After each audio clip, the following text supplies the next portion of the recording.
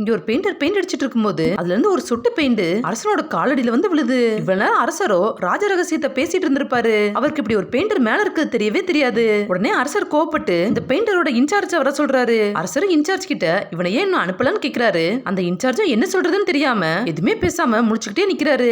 அந்த பெயிண்டர் ராஜ ரகசியத்தை கேட்டதால அவனை இன்சார்ஜை தூக்குல போட்டுருவாங்க. இதனால மந்திரி அவங்க ரெண்டு பேரையும் காப்பாத்துறதுக்காக அந்த பெயிண்டருக்கு காது கேட்காதுன்னு சொல்லிட்டு அந்த இன்சார்ஜை பார்த்து கண்ணடிக்கிறாரு. இன்சார்ஜ் அவர் சொல்றதை புரிஞ்சுக்கிட்டு அவனுக்கு காது கேட்காதுன்னு அரசர் கிட்ட சொல்றாரு. இதெல்லாம் கேட்டுட்டு இருந்த பெயிண்டரும் எதுவுமே பேசாம அமைதியாவே இருக்கிறான். பட் அரசர் இவங்க சொல்றதை நம்பாம ஒரு பெல் எடுத்துட்டு வந்து அதை 3 தடவை அடிக்கிறதுக்குள்ள அவன் இறங்கலனா அவனை கொன்னுருவேன்னு சொல்றாரு. பட் அந்த பெயிண்டரோ அவனுக்கு காது கேட்காத மாதிரியே நடிச்சுட்டே இருக்கிறான். பட் அரசர் அப்பவும் அவனை நம்பாம அவனுக்கு இன்னொரு டெஸ்ட் வைக்கிறாரு. அவர் அந்த பெயிண்டர் கீழே வர சொல்லிட்டு அப்புறம் அவன் கண்ணை மூட சொல்றாரு. அவன் கண்ணை க்ளோஸ் பண்ணதும் ஒரு கட்டையை வச்சு அவன் கையை உடைக்க சொல்றாரு. அரசருக்கு அவர் பேசினது அவனுக்கு கேட்டு இருந்துச்சுன்னா அவங்க அவன் கையில அடிக்கிறப்போ அவன் கையை எடுத்துருவான். இதை வச்சு அவனுக்கு காது கேக்குதா இல்லையான்னு கண்டுபிடிக்கலாம்னு நினைக்கிறாரு.